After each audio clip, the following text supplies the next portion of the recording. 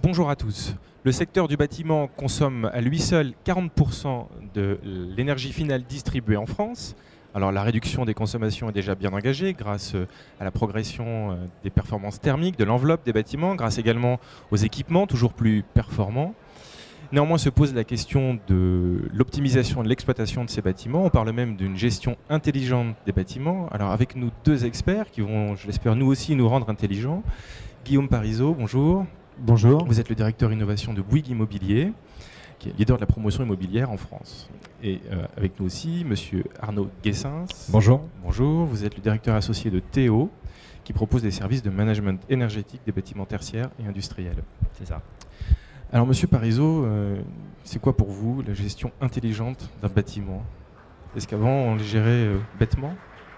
Alors, effectivement, on parle de bâtiments intelligents. En fait, c'est effectivement, vous avez bien noté, c'est un abus de langage quelque part, puisque c'est évidemment pas le bâtiment en tant que tel qui est intelligent. Ce qui est intelligent, c'est les gens qui l'ont conçu, c'est les gens qui vivent dedans, c'est les gens qui l'exploitent. Donc, le sujet en fait du bâtiment, c'est comment le bâtiment, lui, peut aider à la fois les occupants et les exploitants à devenir plus intelligents. Donc là, on va rentrer dans des sujets de mesure, de restitution d'informations, de modélisation, de prévision, et qui vont permettre de prendre les bons choix, les bons arbitrages et de bien se comporter dans le bâtiment. Monsieur Guessens, chez Théo, on partage cette vision? On partage cette vision, sachant qu'on met, l'accent sur l'intelligence des utilisateurs, enfin en tout cas des parties prenantes du tertiaire, que sont les propriétaires, les occupants et l'exploitant. Tout ça devant s'organiser en toute intelligence avec effectivement les nouvelles technologies qui vont le permettre. Alors on va rentrer un petit peu dans le détail technique. On mesure quoi? On mesure quoi et on mesure comment? Comment ça fonctionne?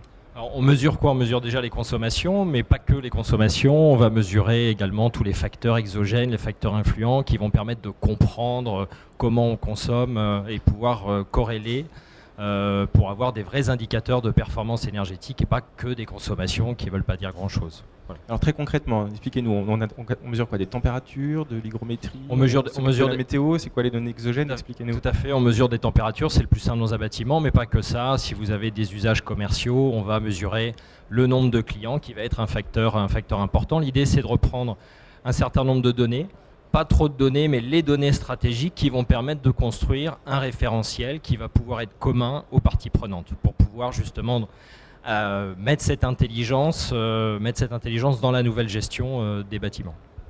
Alors, de quelle ampleur doit être cette mesure? Est-ce qu'on doit mettre des milliers de capteurs, des centaines de capteurs? Comment ça se passe? Alors oui, ça peut être très très détaillé. Dans le Green Office Meudon, qui est un bâtiment énergie positive qui tourne depuis un an, c'est un bâtiment qui fait 23 000 m², on a à peu près 20 000 capteurs, donc quasiment un par mètre carré. Alors là, c'était le premier bâtiment qu'on réalisait à énergie positive, donc on voulait vraiment comprendre comment ça marche, donc on l'a suréquipé, je dirais. Mais effectivement, on a énormément de choses à voir, puisqu'il y a tous les paramètres énergétiques, mais il y a également tous les paramètres de confort, puisque l'énergie et les performances énergétiques au détriment du confort, on comprend bien que de toute façon, c'est une voie sans issue. Donc l'idée, c'est d'améliorer à la fois la performance énergétique du bâtiment, mais également le confort, la qualité de vie, la qualité d'usage à l'intérieur de ce bâtiment-là. Et là, c'est des choses qui peuvent être plus complexes à mesurer que l'énergie. Parce que le capteur de confort, ça n'existe pas encore. Exactement. Donc on va être sur les différents sujets du confort. Le confort visuel, le confort thermique, on en a parlé, le confort acoustique, la qualité de l'air intérieur. C'est tous ces conforts-là, on va essayer de les approcher. Alors ils sont plus ou moins complexes à appréhender. C'est des états de technologiques des différents capteurs. C'est des phases différentes. Il y en a sur lesquelles on est un peu plus avancé, ou on croit être plus avancé, et d'autres on est encore dans des sujets de recherche pour essayer de bien comprendre ce que c'est. Parce qu'au final, ce qu'on essaie d'approcher, en fait, c'est la manière dont on se sent dans le bâtiment. Et je dirais que là, le meilleur capteur, c'est vous et moi. Est-ce qu'on est bien ou pas? Finalement, la vraie question, c'est celle-là. Après, ce qu'on essaie de faire, c'est rendre cette démarche un peu plus scientifique, essayer de mieux l'approcher. Donc après, ça dépend des sujets. On va avoir en l'air, par exemple, ce n'est pas suffisant pour imaginer quelle est votre sensation de confort thermique. Il faut prendre en compte d'autres paramètres, la température des parois, le flux d'air autour de vous. Bien ça, c'est des choses qu'on commence à mesurer. Et puis, il y a également, on est convaincu sur les notions de qualité de l'air. On a fait énormément de progrès en termes de capteurs. Et maintenant, on est capable vraiment d'avoir une très très bonne idée de la qualité de l'air à l'intérieur des bâtiments, et cela en temps réel. Et j'insiste sur la notion de temps réel parce que pour moi, c'est fondamental. C'est-à-dire si on vous donne une valeur lissée sur un mois, 2 mois, eh bien, vous n'arrivez pas à faire le lien entre ce que vous avez fait, qui a fait que vous avez dégradé la qualité de l'air, et la mesure en tant que telle. Alors que si on vous donne quelque chose en temps réel, eh ben, vous êtes capable de dire qu'est-ce qui s'est passé à 10 heures dans mon bâtiment. Ah oui, il y avait tel événement. Et donc, commencer, ben là, on ouvre la porte à la réflexion et à, quelque part, modestement rendre nos utilisateurs un peu plus intelligents ou à l'écoute de ces sujets-là. Alors, qui dit temps réel dit système de gestion technique du bâtiment. Ce n'est pas forcément le cas de tous les bâtiments. Je crois que chez Théo, justement, vous avez une réponse à cette problématique-là. Effectivement, on n'est pas, nous, au niveau du démonstrateur. Notre business model, il fonctionne aujourd'hui. Nos bâtiments, ils sont hétérogènes, hétéroclites. C'est le bâtiment haussmannien, c'est la tour des années 80, 90. Et on est obligé de s'adapter à l'existant. Voilà, donc il y a des compteurs, il n'y a pas de compteurs, il y a des GTC partiels qui marchent, qui ne fonctionnent pas. Nous, c'est de s'adapter, pas de récupérer 3000 données, on n'en a pas besoin, mais c'est de récupérer quelques données stratégiques qui vont déjà permettre de mettre en place un référentiel pour lier les intérêts des parties prenantes. Et la notion de confort, elle est très simple, c'est l'usager, effectivement, une fois qu'il sera intégré, parce qu'il est au cœur, il doit être au cœur du système, permettra de faire avancer les choses. Donc la notion de confort, oui, elle est très, très subjective. Et on pense que ce n'est pas forcément par un capteur, en tout cas on pourra le vérifier de manière objective par un capteur, mais c'est avant tout le confort de l'usager qui va être partie prenante et intégrée dans le processus. Donc c'est pas forcément par un capteur et c'est pas non plus forcément en temps réel. On peut travailler aussi correctement en différé d'après vous? Alors on peut travailler en différé, sachant que nous quand on dit en différé, on peut aller à la journée suivante. Ça c'est bien, c'est un bon pas parce qu'on a tout de suite, on sait ce qui s'est passé la veille et on peut tracer les choses. Alors, on en fait quoi de toutes ces données? Parce que, effectivement, on a beaucoup de capteurs ou moins de capteurs, mais on a quand même rapidement beaucoup de données. On en fait quoi? Donc, on pilote, j'ai bien compris, en temps réel le bâtiment. Et est-ce qu'on en fait d'autres choses? Est-ce qu'on prend, par exemple, des décisions d'investissement? Est-ce qu'on se compare avec d'autres bâtiments? Comment ça fonctionne? Alors oui, l'idée, évidemment, c'est que ces données soient captées, soient stockées. Et on arrive effectivement très rapidement à des volumes de données très importants. Si je reprends l'exemple de Green Office Meudon, on a 50 millions d'informations par an.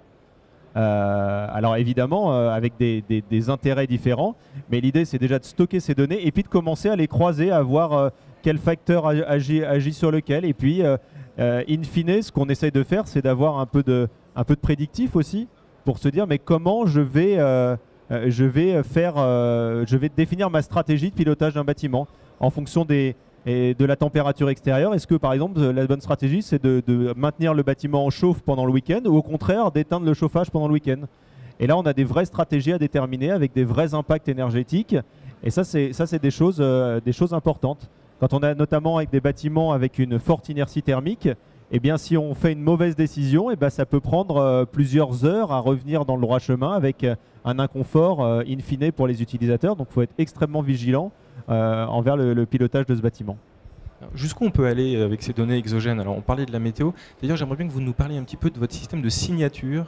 On reviendra après sur le reste des données exogènes. C'est quoi la signature des bâtiments? C'est l'utilisation justement de ces données. Nous, c'est de faire des indicateurs de performance pour la décision justement.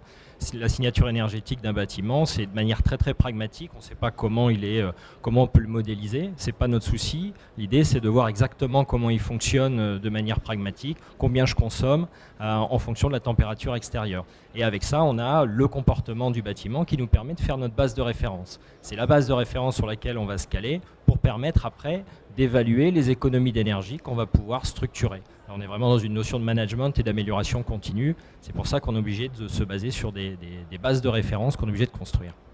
Alors je reviens sur ma question des données exogènes. Jusqu'où on peut aller? Est-ce qu'on peut imaginer utiliser des données qui n'ont rien à voir ni avec la météo ni avec le comportement du bâtiment, mais avec par exemple son usage? Est-ce qu'on peut imaginer se connecter avec par exemple la présence des usagers, des salariés dans une entreprise? Est-ce que ça se fait ou est-ce que ça va se faire, ce genre de choses?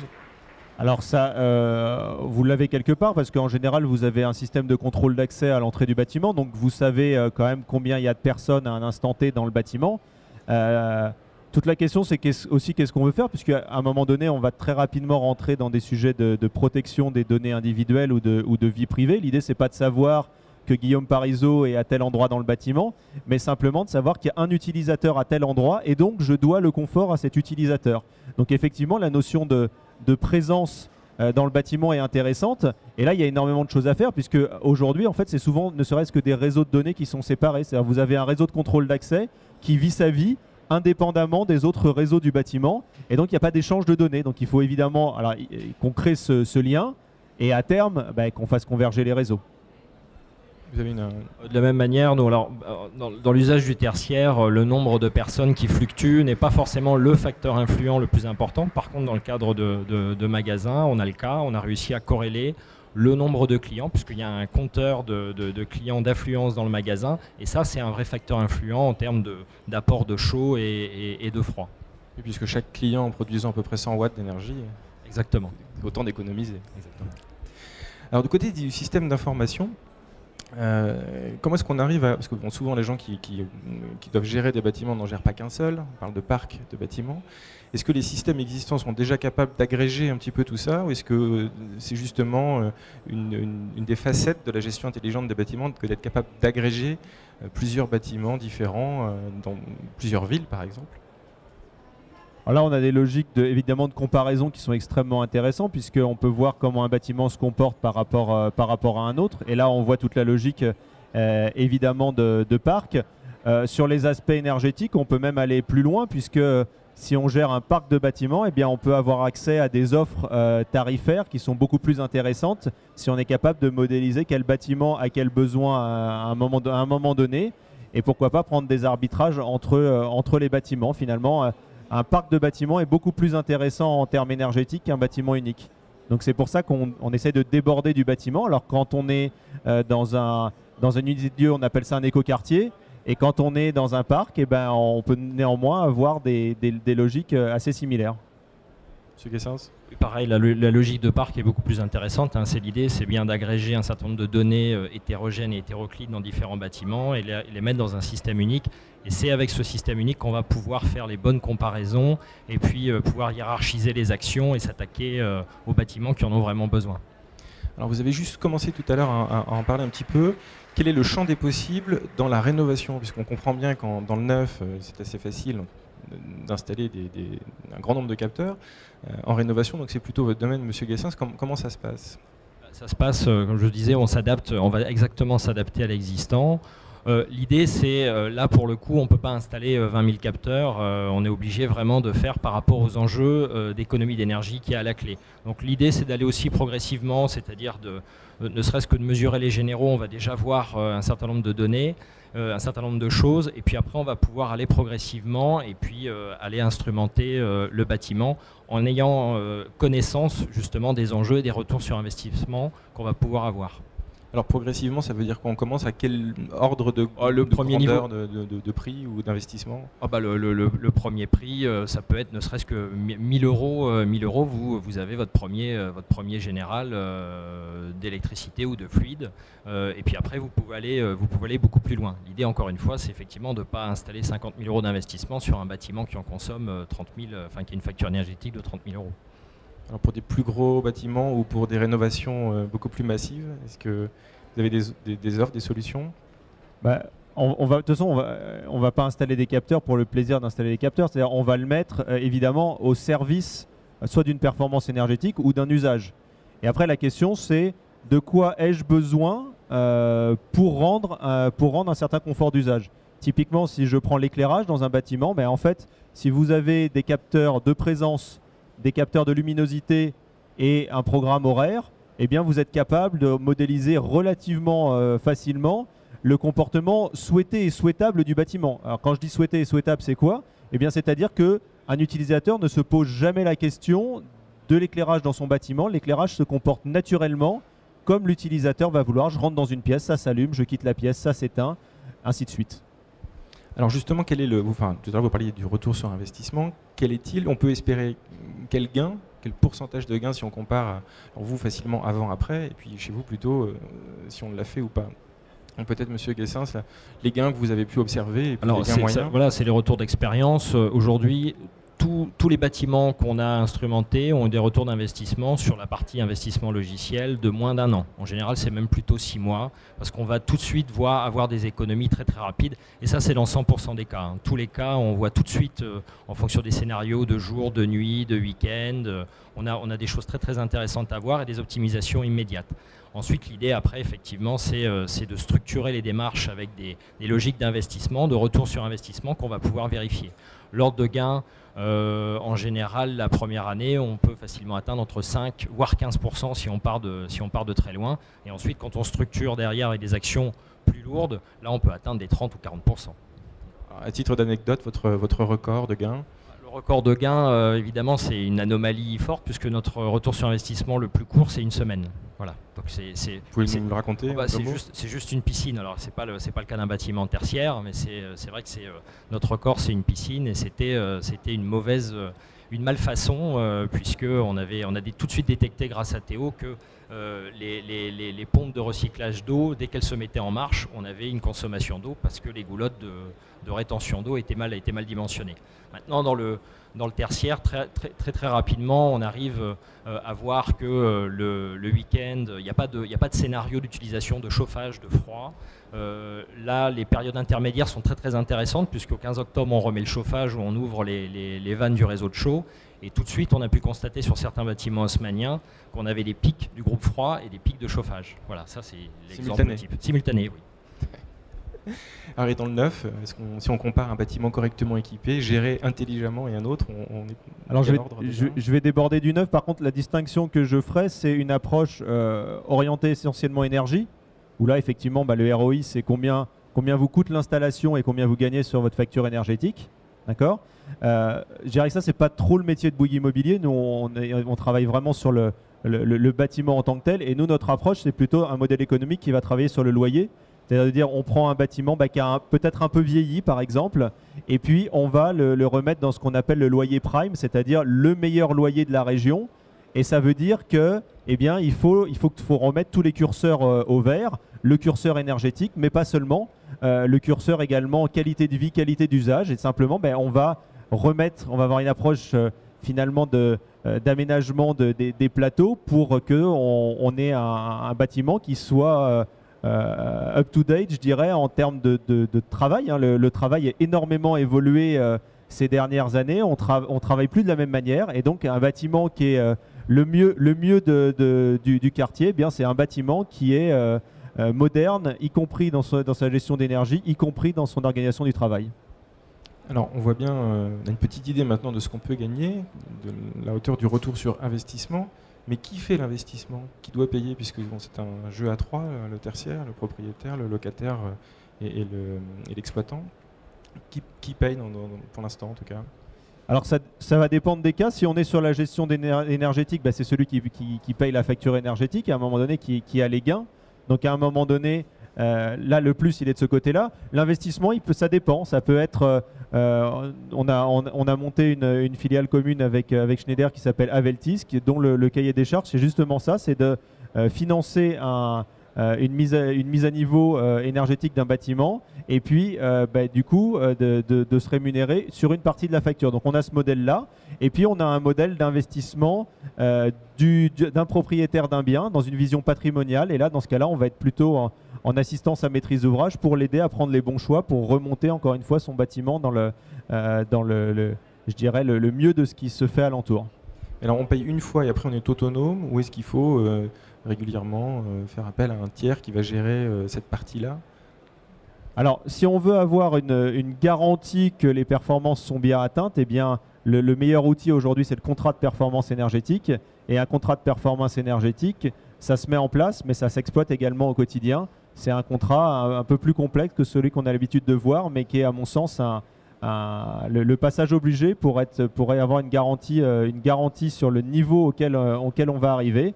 Et de toute façon, je pense que c'est un challenge qu'on a à prendre dans le cadre du bâtiment de manière générale. C'est-à-dire, hier, on parlait de moyens. Et là, demain, il faudra qu'on parle d'engagement de résultats. Donc, sur l'énergie, on voit qu'on y est presque, j'ai envie de dire. Et puis, mais sur les autres domaines, il va falloir progressivement qu'on soit capable de prendre des engagements auprès de nos clients et de les tenir dans la durée. Alors, Monsieur Guessin, sur des projets un petit peu plus modestes, j'imagine qu'on n'a pas forcément de CPE, de contrat de performance énergétique. Vous observez quoi? Non, on n'a pas forcément de CPE. Par contre, là où on a installé Théo, systématiquement, l'exploitant du coup a un nouveau rôle puisqu'il peut effectivement se faire objectiver en toute transparence. Et puis ça crée une autre dynamique. Donc sans aller jusqu'au CPE, déjà ça permet de challenger fortement l'exploitant et puis encore une fois de relier le propriétaire et les occupants. On parlait d'investissement, c'est bien le propriétaire effectivement qui investit. Dans vos projets, c'est plutôt le propriétaire. C'est plutôt le propriétaire, mais encore une fois, avec Théo, on va pouvoir faire les annexes vertes dans le cadre du bail vert pour relier les intérêts des propriétaires et des locataires pour justement pouvoir partager cette valeur. Et chez vous, donc, il y a un abonnement, par contre, si j'ai bien compris. Oui, c'est ça, il y a un abonnement.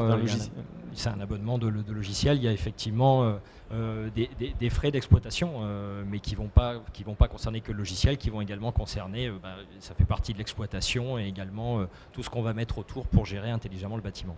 Est-ce qu'on peut imaginer payer ce type de service en fonction de la performance atteinte ?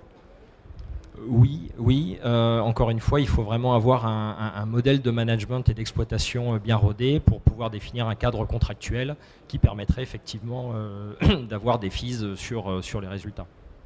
Et peut-être un tiers de confiance aussi. Exactement, et un tiers de confiance, et ça serait c'est la manière naturelle dont on se positionne quand on a effectivement un exploitant et un locataire ou un propriétaire qui veulent rentrer dans une démarche d'objectif. D'accord. Alors, juste un petit point technique, quand on entend notamment quand vous arrivez sur des projets qui ne sont pas forcément énormes, et que vous nous disiez qu'on peut commencer à travailler avec des enveloppes de l'ordre de quelques milliers d'euros, est-ce qu'on n'est pas en train d'assister à une sorte de fusion avec des produits domotiques ? Est-ce que ces produits que vous proposez sont si différents que ça, finalement, de produits domotiques qu'on commence à voir émerger sur le marché ? Ça, effectivement, il y a une connexion, c'est en train de beaucoup bouger au niveau des capteurs. Nous, on utilise les produits du marché. On a une veille technologique pour à chaque fois avoir les coûts, les tickets d'entrée les plus bas possibles. Il est fort probable qu'à terme et très rapidement, il y ait une connexion avec tous ces capteurs qui étaient plutôt réservés à la domotique et effectivement qu'on va voir débarquer dans le tertiaire. Oui. Donc ça veut dire que nous, particuliers, on va pouvoir aussi bénéficier d'un bâtiment intelligent, Monsieur Parizeau ? Alors oui, on est en train de mettre ça en place. Effectivement, comme vous l'avez noté, la domotique, c'est un peu la tarte à la crème de l'échec annoncé. On en parle depuis les années 80, 90. Oui, c'est souvent l'exemple qui est pris de technologie qu'on nous a promis et jamais délivré. C'est en train de changer néanmoins parce que le marché est en train de se structurer. On a des nouveaux acteurs qui rentrent, qui bousculent un peu. On a l'invasion du numérique dans le logement. Hein. On voit finalement l'intelligence est déjà là, mais elle n'est pas encore connectée au logement. Ces smartphones, les tablettes qui arrivent massivement. Et donc, le jour où on n'en est pas loin, où on sera capable de faire ce lien, eh bien, on aura effectivement une capacité d'interaction avec nos logements qui sera beaucoup plus importante. Et ça, c'est pas de la science-fiction, c'est vraiment quelque chose qui est très présent dès aujourd'hui. Est-ce que ça veut dire que dans les programmes de promotion actuels de Bouygues Immobilier, on peut imaginer d'avoir déjà, en première monde, si j'ose dire, des systèmes domotiques ? Oui, c'est ce on l'a fait. Alors aujourd'hui, on ne le fait pas systématiquement sur nos programmes, mais dès qu'on a une collectivité volontariste sur le sujet, eh bien, on peut aller assez loin. Hein. C'est le cas, l'exemple du Fort d'Issy, hein, donc sur les hauteurs d'Issy-les-Moulineaux, on a 1600 logements qui vont être livrés tout au long de l'année prochaine. Eh bien, la ville d'Issy a souhaité que ça soit un fort qui soit numérique et durable. Et dans la partie numérique, il y a l'aspect domotique. Donc, les logements seront équipés d'un système de pilotage qui permet d'assurer un certain nombre de fonctions de confort ou de qualité de vie, d'automatiser un certain nombre de choses. Quand je pars de chez moi, eh bien, j'appuie sur un bouton et le logement tout seul ferme tous les volets roulants, éteint toutes les lumières et baisse la température. Donc ça, c'est des choses qui... quand vous ne les avez pas, vous croyez pouvoir vous en passer, et dès que vous y avez goûté, par contre, c'est impossible de revenir en arrière. Eh bien, merci beaucoup pour toutes ces découvertes. Merci. Nous allons donc rentrer dans nos maisons intelligentes très bientôt. Merci à vous également, internautes, de nous avoir suivis. Vous pouvez retrouver nos autres tables rondes sur cleantechrepublic.com. Au revoir.